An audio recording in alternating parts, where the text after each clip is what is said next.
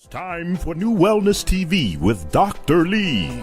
Join your host, the accomplished Dr. Cherilyn Lee, as she welcomes the leading experts in health and well-being as they explore the advancements in natural health, physical fitness, nutrition, integrative medicine, and self-discovery.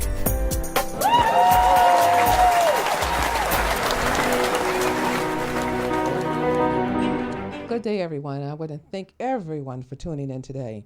This is a show that right now you need to start sharing with your family and your loved ones because we're losing too many people to cardiovascular diseases. This is a show that can save your life. So please start sharing it right now. The information you're about to receive is from a doctor who is internationally known, and the information he's going to be sharing is going to save your life. I'm telling you right now. I've just had a brief conversation this morning and picked up some information. So I am honored and grateful to have Dr. Richard Allen Williams here with me today. And I'm also excited that I have my wonderful publicist, who's back around again, Cassandra Williams. Cassandra Williams is no stranger in my life, and I've been knowing her for years. So I just thank God he put us together to work so we can bring this type of information to you. So I started to say Dr. Cassandra Williams. Cassandra Williams is going to introduce my guest because she called me and told me she had him for my show today, the one and only. And I am so honored that he's here today. You just don't know how honored I am. And not just honored, but grateful. So grateful. And this is my prayer, that people send guests for the show to help edify the public. This show is about education. We're not here to sell you anything, but to teach you and give you information that's going to edify your soul. So without further ado, my PR person who's here, Cassandra Williams, let's let you take over now. Thank you. Thank you, Dr. Lee. This is such a privilege.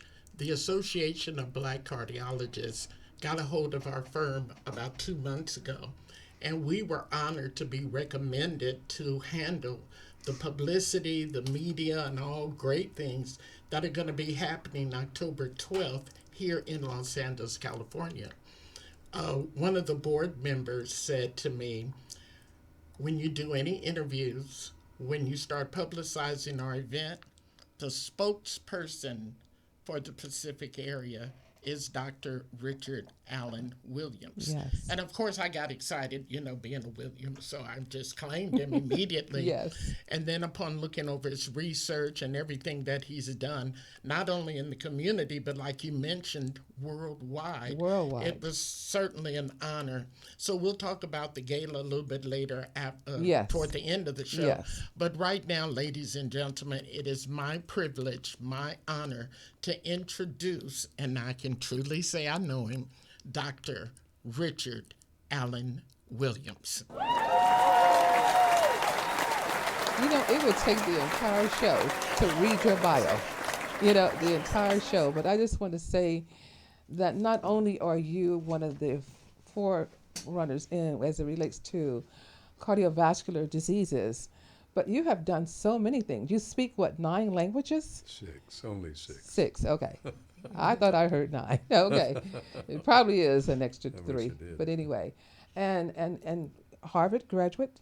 Yes. And your background goes on and on and on. And we have the national NNA, the National Medical Association, and then we have the Association of Black Cardiologists, which you are. You're the one who started this, right? That's right. I'm the founder of the founder Association of Black Cardiologists, or the ABC.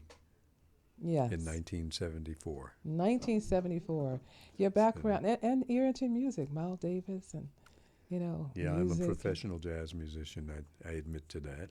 Yes. Very proudly. Yes. I'm a trumpet player. And I wish we should have brought your trumpet and had a little music today. No. But one of my teachers was Miles Davis. Yes. Who also became one of my patients. Yes. So yeah, that's a long story. Yes, and we're going to talk about too, because a lot of things I've seen and as kind of a new person, and I won't say new person in health because I've been around in health for over 35 years, but starting in South Central at Martin Luther King Hospital, and then working clinics all the way to Calabasas in a whole different community. And then coming back again, I came back because of the disparity and what I was seeing. And I said, we've got to do something. I know I have to do something. I can't wait on a grant. I can't wait on a loan. I can't wait on any of these things. And I was blessed to do some things. Well, I go public and do a lot of different things, and with equipment, and we have what is called beauty shop stroke screening, and then our vascular screening, which is a 3-minute test, which I've been able to provide in Chicago, the Bahamas, in different places. And once I do my little PowerPoint, at least, all the women line up to have the test because it's 3 minutes, because it gives you valuable information.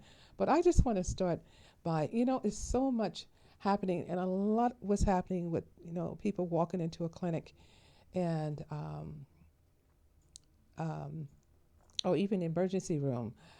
I want to get a little more deeper into the cardiovascular, because that's your specialty, and how people should be worked up. Okay. I'd like to suggest a certain starting point in regards to what I'm all about, so that people can know that, I guess you might say, I have the cred to speak on these things. Yes. And I have a little video clip which gives a bit about my background and what I'm involved in. And I wonder if we could play that now. We certainly can. We go into further discussion. Take it away, Tony. In this morning's People Making a Difference, we're going to meet this heart doctor who's given 50 years of service to the people here in Southern California. Our DeMarco Morgan introduces us to the UCLA professor and physician. He is considered a pioneer when it comes to being an expert on Black-related diseases. Innovative, legendary, history maker are just some of the ways to describe UCLA's Dr. Richard Allen Williams. Dr. Richard Allen Williams is in his 45th year as a professor and cardiologist at the UCLA School of Medicine. I'm really proud of our institution for what they have done for increasing diversity. He spoke candidly with me inside his Encino home about his historic decision back in 1974 to join UCLA when he became the first Black full professor in the school's Department of Medicine. There were lots of people who really wanted to hold back what seemed to be the tide of African American and other students attempting to enroll there. And I want everybody to know that rather than looking at the darkness and cursing the darkness, that we need to light a candle. And oh, did he bring light. Thanks to his work at UCLA, Dr. Williams is best known today for introducing the concept that African Americans need special attention in health, noting one size doesn't fit all. What I'm referring to is the fact that health care in the United States for African Americans has always been deficient ever since slavery. His efforts to start on the road to change, however, wouldn't come until some 350 years later when he first discovered he wanted to become a doctor. I was about 4 years old and living in Wilmington, Delaware. Wilmington was just like most U.S. cities at the time, dealing with the ugly and brutal days of Jim Crow. But who knew that a trip to the doctor's office as a toddler would one day lead to Dr. Williams becoming the first African-American student in Delaware to attend Harvard Medical School and the school's first Black student in the cardiology department. Never had any white classmates at all until I went to college. I had that kind of audacity before our president, Barack Obama, developed the same kind of audacity. That same audacity is also what led him to Southern California, where he met the late Dr. Martin Luther King Jr. at the hospital now named in the slain civil rights leader's honor. Inspired by King, Dr. Williams alone has been credited with opening doors and funneling hundreds of minority students through medical schools here in California and across the country. When he's not leading the way in cardiology, he enjoys playing jazz music by the great Miles Davis. Miles Davis mentored you. Yeah. Dr. Williams assured me he's far from done when it comes to playing and being of service. I've lived to be 83 years old, so And still pushing. still pushing along. He has lectured around the world on the issue of black-related diseases. In fact, his first of 9 books was just entered into the Smithsonian Institution. DeMarco Morgan, CBS 2 News this morning. Now you see why I started asking questions before we showed the tape, but I want you to know that he is an authoritative person, doctor, physician, who is extremely knowledgeable and beyond cutting edge. Actually, he started I think you've produced the knife, huh? We talk about cutting edge. You probably created it, I'm telling you. So there's so much that we have to share with you.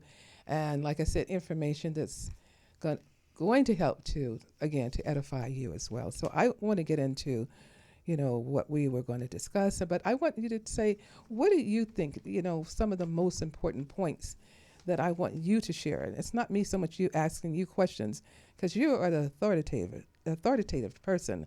So what are some of the things you want people, our listeners? So there are physicians probably watching the show as well, but we have a lot of lay people who are sitting home right now or at work, and they probably have their medicine in front of them. Probably some forgot to take it, and some don't want to take it because they feel that I'm just going to take a bunch of other things. So, but I want you to, what would you share with my listening audience that is, I usually use this as a takeaway at the end of the show, but you have so much to say. This is the entire show. So what would you want to share with my listening audience? I'd like to share the fact that your listening audience, our listening audience, yes, probably consists of a large component of African Americans and people of other ethnic heritage. I want to make sure that everybody understands that although we are unified as one people in this country, we are really very diverse in regards to our medical needs and conditions. And that's something that I've tried to emphasize in the books that I've written and the lectures that I've given and the research that I've done. What that points to is the fact that we need to make sure that everyone is identified as a person who has unique needs. Everybody is an individual. Everybody needs to be approached that way. yes, And the doctors who treat them, who treat all of you, need to be apprised of that fact and need to be educated in regards to that. That's why I started an effort to promote what I call humane medicine, yes, which is a concept that has to do with understanding the need for humanity to be injected in medical care, that we need to think about the patient first, about you and your needs, and not about what the doctor necessarily wants to impose upon the patient. It's you who is important. yes, And so we need to start with that. And the second thing is that, yes, all of us need to consult our doctors before making important decisions about our health care. And that's extremely significant because many times we don't go to the doctor when we should, or we don't go back to the doctor, or we don't take the medicines that you referred to appropriately. And that's what the doctor's for, to give you that advice and give you that guidance. And the third thing is that we're on a path now to looking at something other than what we call crisis care in medicine. We want to get away from the old notion of people having to run to the emergency room to be treated for certain conditions like heart attacks and so forth, by giving them the information that will help them to prevent yes, these things in the first place.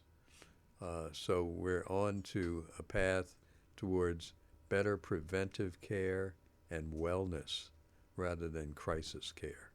So those are very important points that I'd like to make to this audience this morning. Thank you so much. And what I like to tell people, you don't want to wait until you're ill to know what is your resting vital signs.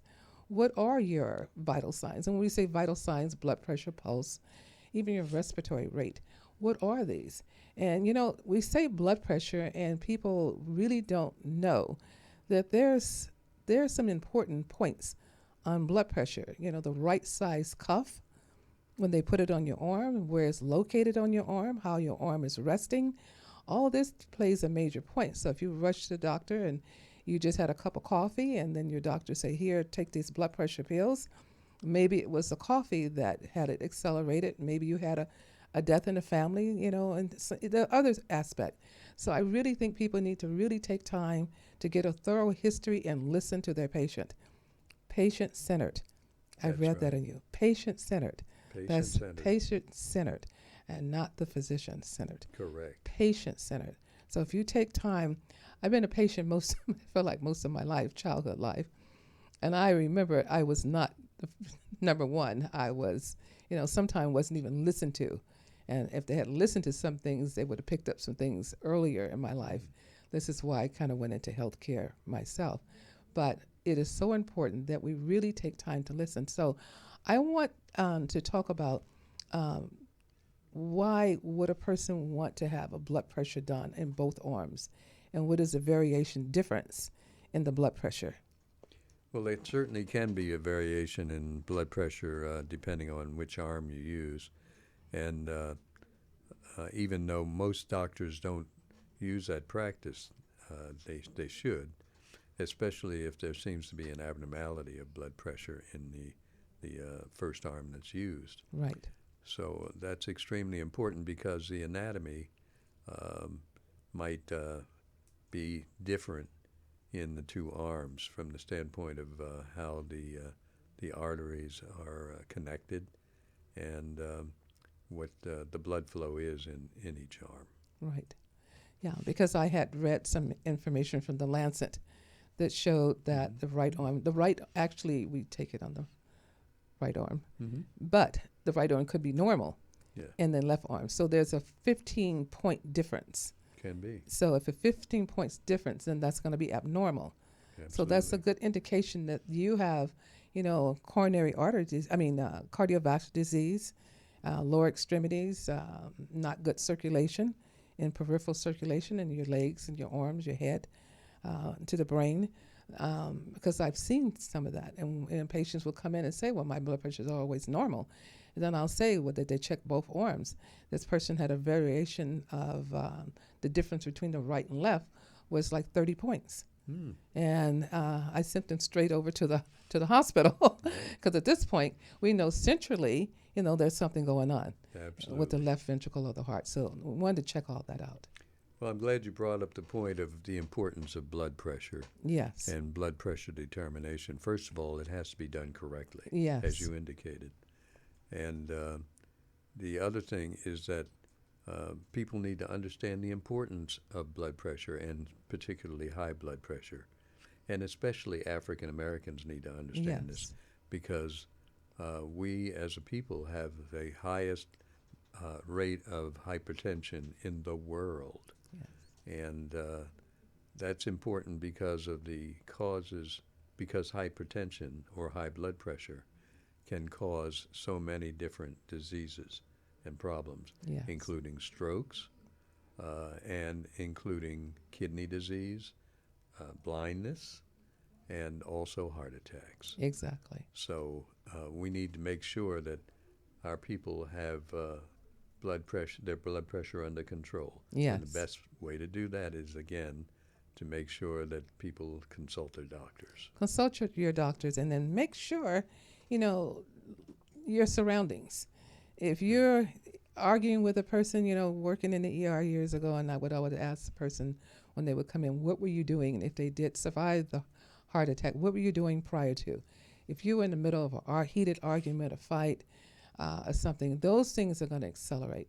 That's why I'm so glad the test that we do in our clinic, the max pulse, it actually looks at the autonomic nervous system, so we can see if you're in fight or flight. Because if you stay in the sympathetic and you're there constantly all the time, you're that person that step on the gas and you never step on the brake. You're going to have some problems cardiovascular-wise. And let's talk about circadian rhythm, your sleep pattern as it relates to cardiovascular disease as well. Well, that's a deep subject. um, I will make just a couple of reflections on it. First of all, to define what circadian rhythm is. Thank you. It is something that has to do with the normal cycle that we go through from sleep to wakeness to back to sleep, and over a 24-hour period. That's called a circadian cycle. Yes. It's kind of a circular type of thing, if you will. And there are certain things that happen to our bodies as we go through this cycle. For instance, while we're asleep, there are certain hormones which are secreted, and also we need to recognize that some medicines are more absorb better and operate better during that sleep part of the cycle. On the other hand, when you're waking up or in the middle of the night, that's the most common time during the circadian cycle that heart attacks may occur. And it might have to do with things such as what you mentioned regarding the autonomic nervous system influences, as well as the influence of a substance which we call cortisol, which is secreted at a higher level during that portion of the sleep-wakeness cycle. So that's all I can tell you about circadian rhythm. Circadian rhythm. But as far as sleep is concerned, yes, you know, because I read, and I don't know, it was one of the medical journals, but less than 5 hours a night that a person would have cardiovascular diseases. And so is that still? That's still. Okay. Yes, still maintained. Because I'm still trying to make sure I have 5 hours sleep. Yes. So the 5 hours is really important.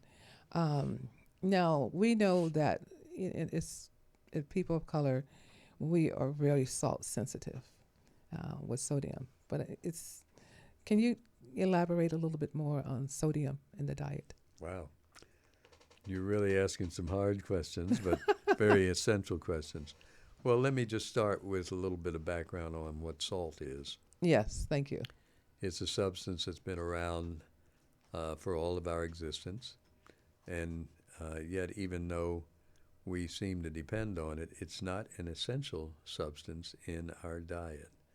Thank you. It's something that was picked up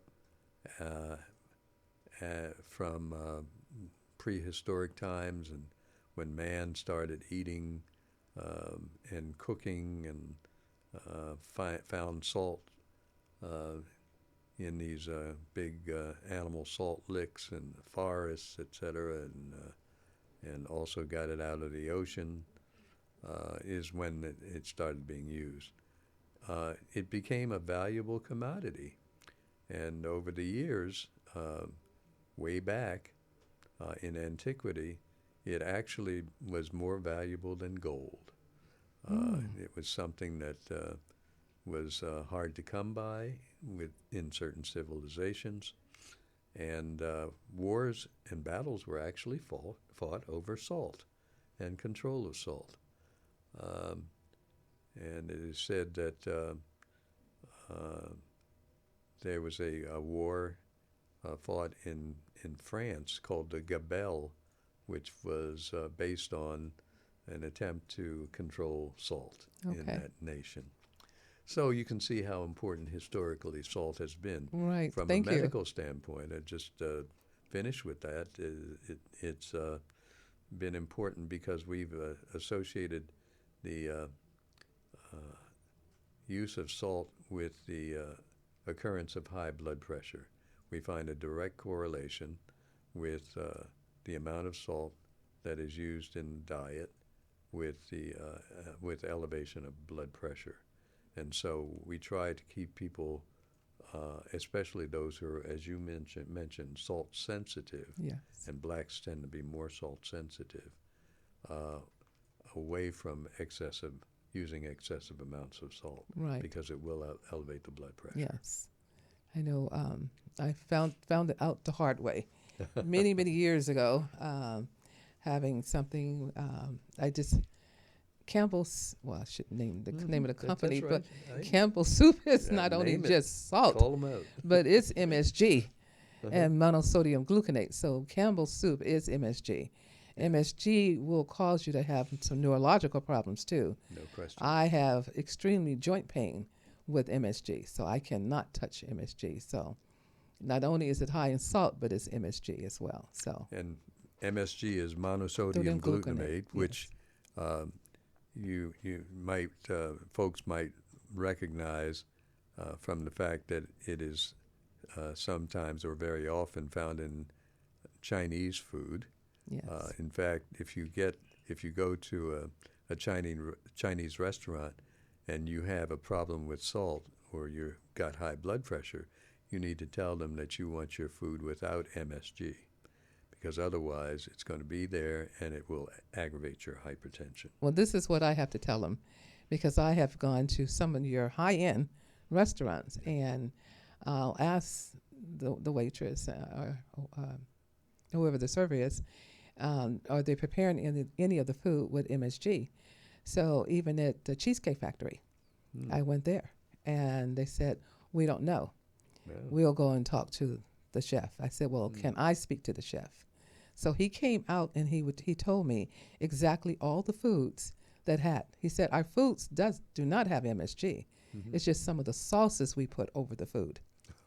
So you have to be very, you have to be your own advocate. Absolutely. And ask questions. So it wasn't that I was going to order something, it had no MSG. It was the sauce that was going to be put over it. So be very careful and ask questions. Sometimes they say, oh, no, we don't use any. So I usually go like this. Listen, if you give me something that has MSG, I'm going to pass out and you're going to call 911. And I've already asked you. So they'll say, oh, let me go check. Because sometimes the waitress can the server can be a little, lazy and don't want to check for you. So they're very quick to go and check when I say that. I want to stop at this point and just congratulate you on what you're doing in bringing these things to public attention. Oh, thank you. I'm very happy to be here and to bring some of the technical information that can Thank be you used so much. as well. But you're bringing it down home from the standpoint of how people need to apply this knowledge to their own lives and their health. And I just want to make sure that people recognize I what sing you're so doing. much, yeah. My father, he passed away is 65 from cardiovascular disease. Wow, that's young. And he ran 200 blood pressures. I have too in the past. Yeah. So, not any time. I haven't had high blood pressure like that in a long, long time. But he passed away. And then I've had relatives who've had strokes, and they were in their 20s. So this is why I started the nonprofit leg of doing the vascular screening, because of the women, especially women of color too, are having heart attacks and strokes now at a very early age. I have people will call me from different places, and they call me and told me this young girl, she had this really bad headache, and we don't have the same symptoms as men. And I said, well, they took her to the hospital. I said, get her to the ER right away. And they did. And they said, well, there's nothing really wrong with her. She's been here the last couple of days. They would not work her up properly. And I told them, and so I said, look, go in, don't leave her in the room. I just felt it in my heart. Don't leave her in the room by herself. So they told her to undress, and they went back. She had passed away from a cerebral hemorrhage in her 20s. In her 20s. It can happen. That Yeah. young. Yes. So I'm going to ask too. But before you leave leave that subject, the subject of stroke is so important, Yes. especially for black people. Yes. And I want to make sure that they make the connection between high blood pressure and stroke.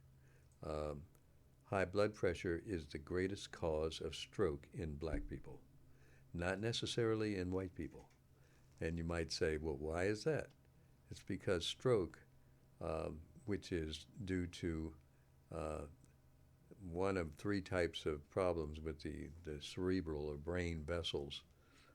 Either there's a clot which either forms in the vessel or is sent to the vessel as an embolus, a blood clot, That's the second type. Or there's a bleed, that is a break in the blood vessel. Yes. So there's a hemorrhage in the brain. So there are three mechanisms that can cause stroke. In black people, the bleeding, the brain hemorrhage mechanism is most common. And in white people, the what we call the thrombotic option is most common. And so I have a way of saying that, in a sense, there are different strokes for different folks. Oh, yeah, I like that.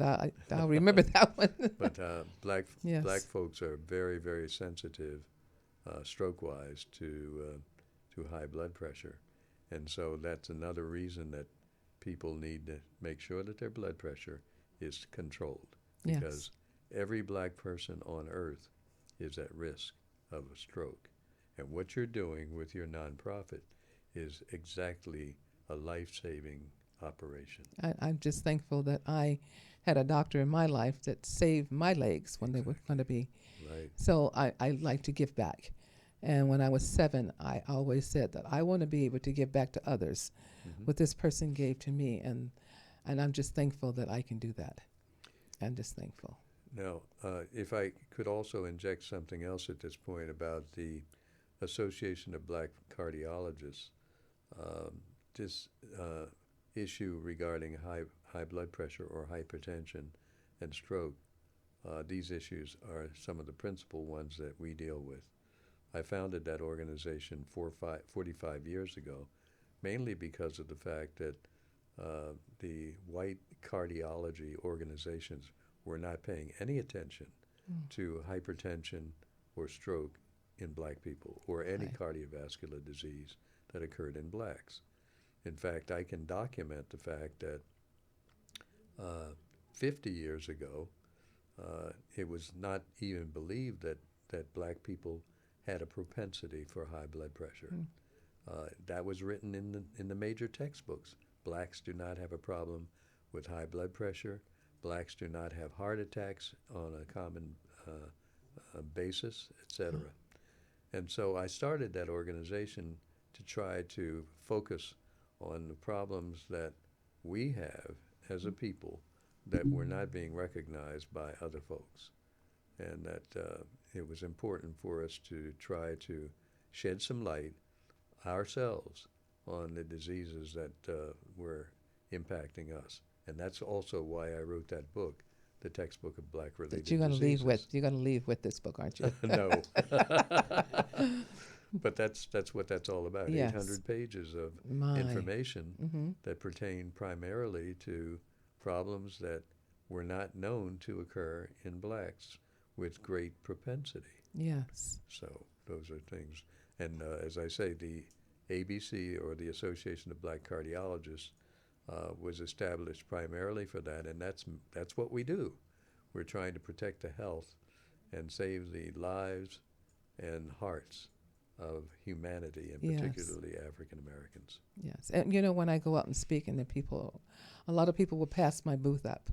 I've been at KGLH radio and was doing screening there, and the jazz festivals. I'm there. I go anywhere we are, so I can test. You know, and I do this because I do it out of love.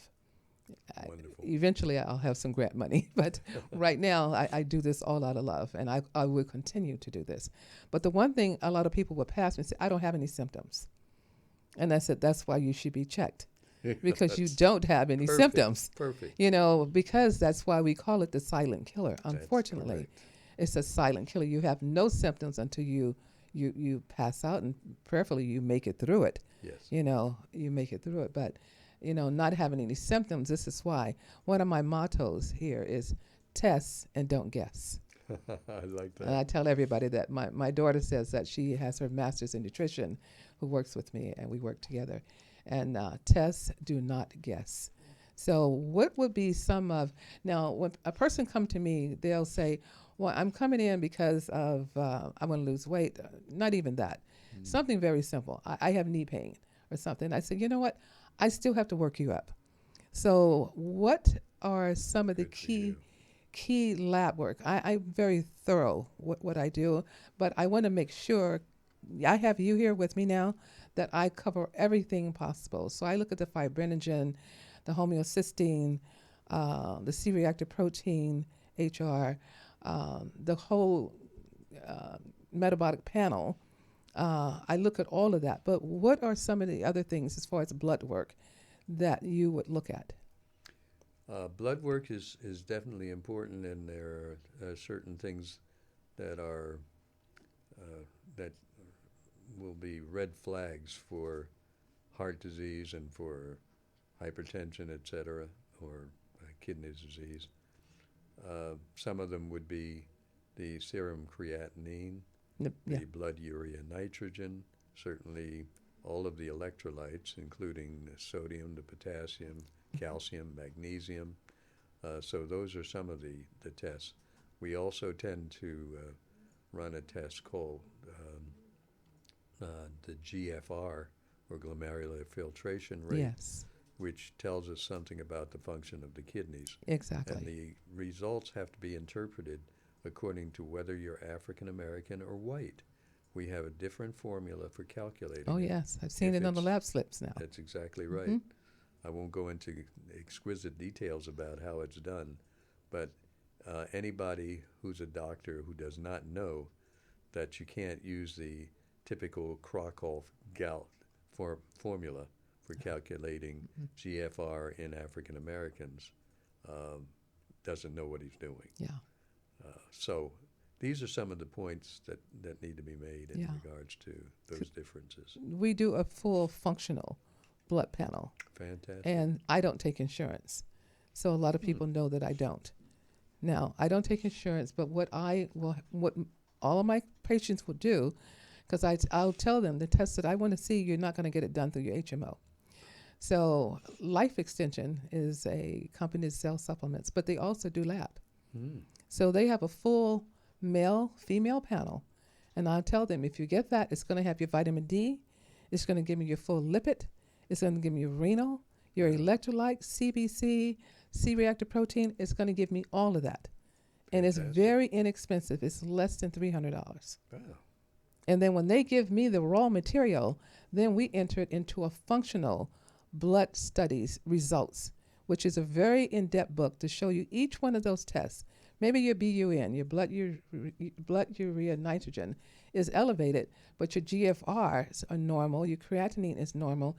Maybe you're just dehydrated the day you went in. That's exactly right. That makes it So pre-renal. then they have, and this is what I give the patients, because I need you to know what's going on with your body. Yep. So they take that home. It's a nice thick little book, but they're so happy to get all these results. Oh, wow. So they know what's going on with them. It's very, very thorough. And I like to be thorough because 'cause I'm still here. I'm still alive myself.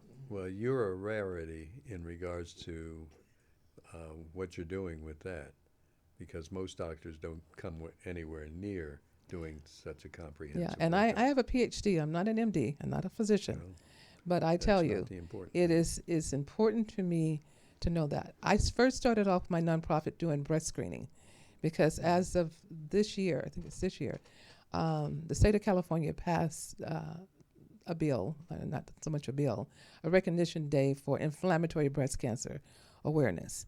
Now, a lot of people are still not picking up on that, and I don't understand that, because of the fact it's hitting our teenagers and African American teenage girls. Yes. Inflammatory breast cancer. So I'm actually on my way to San Diego with a patient next week, because I went somewhere else and they said, no, everything's normal.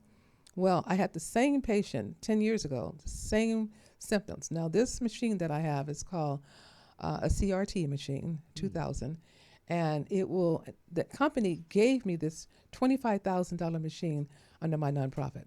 Fantastic. First, when I called and asked them, said, would you give it to me? They said, no, we don't give machines away.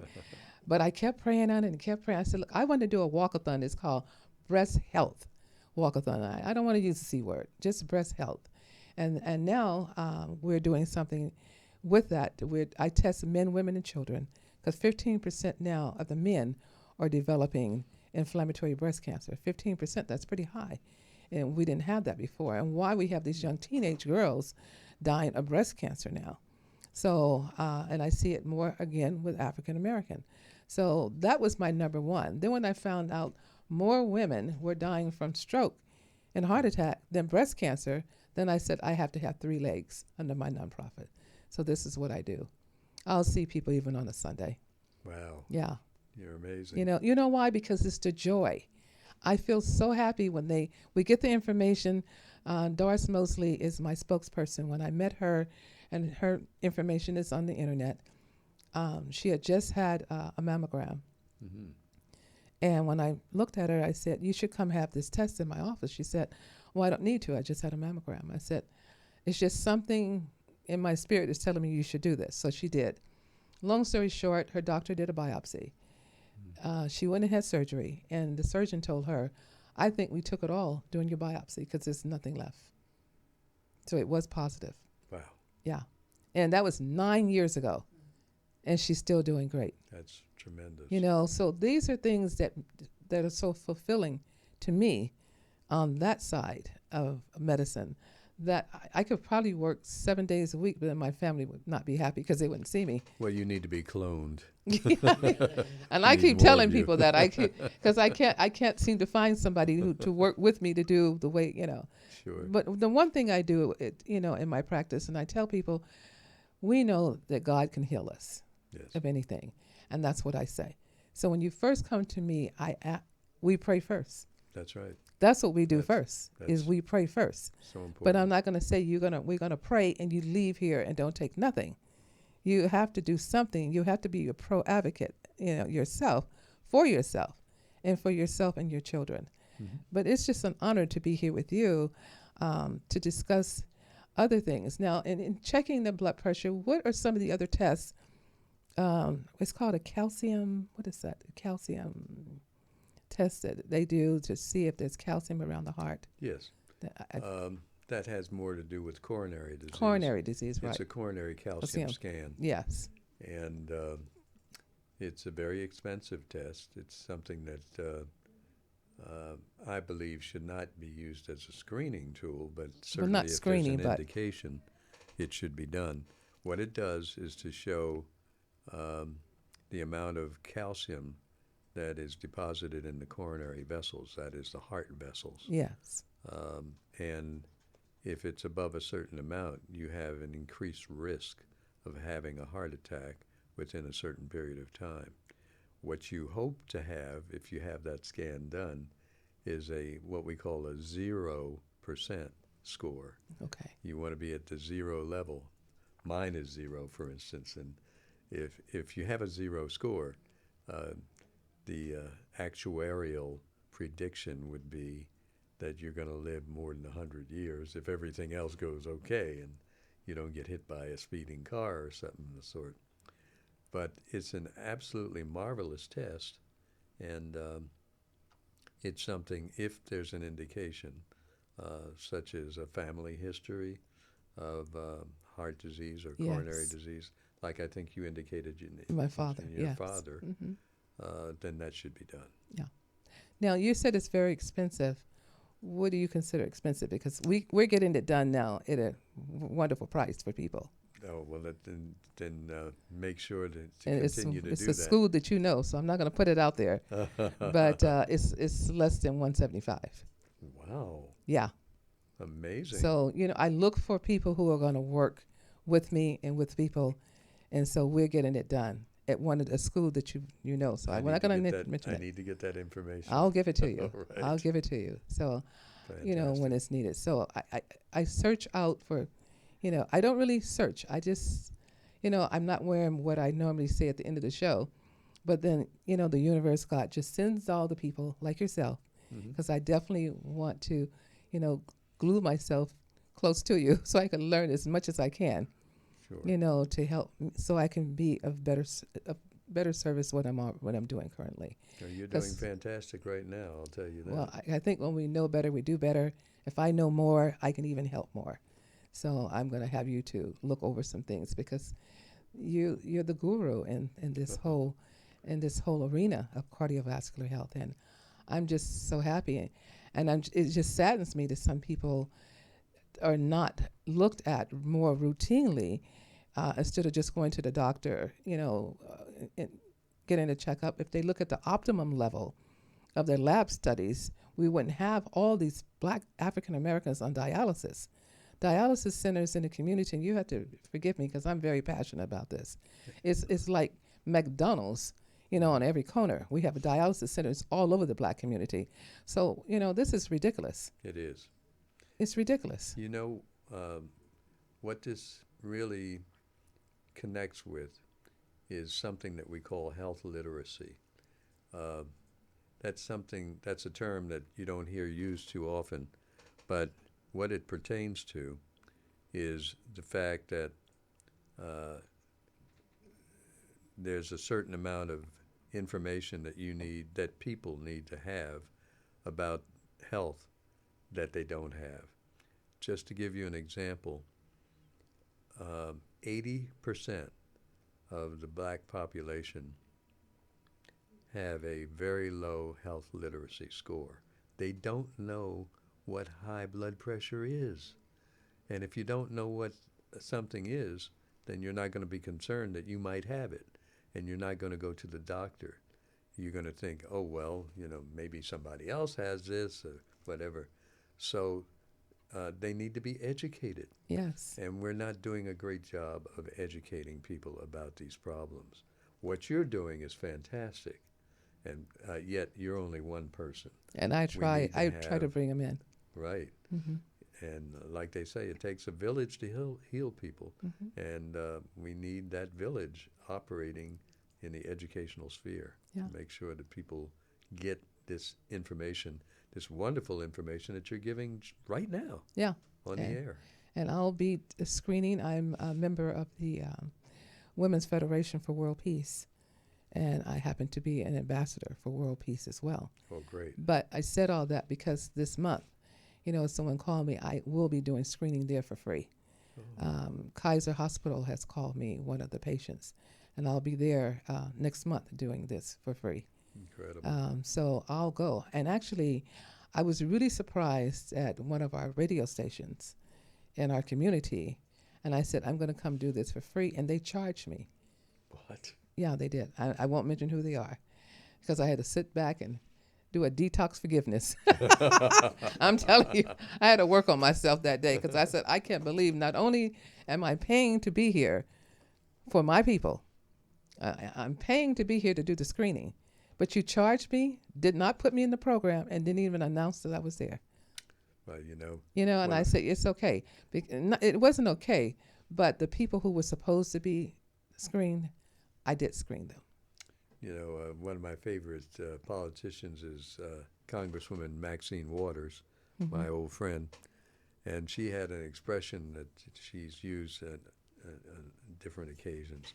You talked about the fact that you're being charged for this was not right, that's not just, and she said, where there's no justice, there's not going to be any peace. No justice, no peace. Right. You talked a few minutes ago about being a part of the peace movement. Yes. You need to have some justice in regards to what you're doing. It needs to be. And she knows my work. Okay. Yeah. She knows my work surprised. Because of her godmother. Okay. Her godmother who lived almost to be 100. And Diane Watson also, yes. I'm sure, knows She's your work. Diane Watson is one of my spokespersons too. And one of my close friends. Yes. So I'm just happy that, my whole thing is just, I just want God, the Spirit, to just use me in whatever aspect that He wants me to be. Fantastic. And that's my prayer. And again, I'm just honored to be sitting here with you in person for all the work you have done. Well, I'm equally honored to be here with you. I thank you so much. I really thank you so much. So let's just quickly, because we have a couple of minutes. I just was notified that we have a couple of minutes. And we can do something quickly to talk about weight. Weight and obesity as it relates in weight. What are you looking at the parameters? Are you doing the BIA testing and looking at that? I know you are because this is your field. And looking at body mass index when we're talking about obesity, weight loss, cardiovascular diseases, the weight is very important. Can you kind of elaborate a little bit more on weight? Well, weight is something that we all know about in one way or another. And just to give you a few statistics, members of the minority community, most of whom I think are in our audience this morning, are victims of overweight or obesity. Overweight affects, of course, many more people than obesity does. Obesity is extreme overweight, and it can get to the point of being very massive. African Americans and Mexican Americans seem to be victimized more about this. One of the big problems with obesity is the fact that it has what we call comorbidities associated, that is, other diseases which it either causes or aggravates. One of the biggest ones is diabetes. Sugar diabetes, as people sometimes call Yes. it. And the African American and Mexican American communities have more of this than anybody else in this country. And it is shown that when obesity is controlled, that the blood sugars come down, diabetes come under control, and it actually saves lives. Yes. Wonderful. And I know we ran out of time because I did want to talk about the broken heart syndrome. Oh my God. You've got everything at your fingertips. Yeah, I try to store it in there. I had to download this information before I left my house. So, a broken heart syndrome. It is.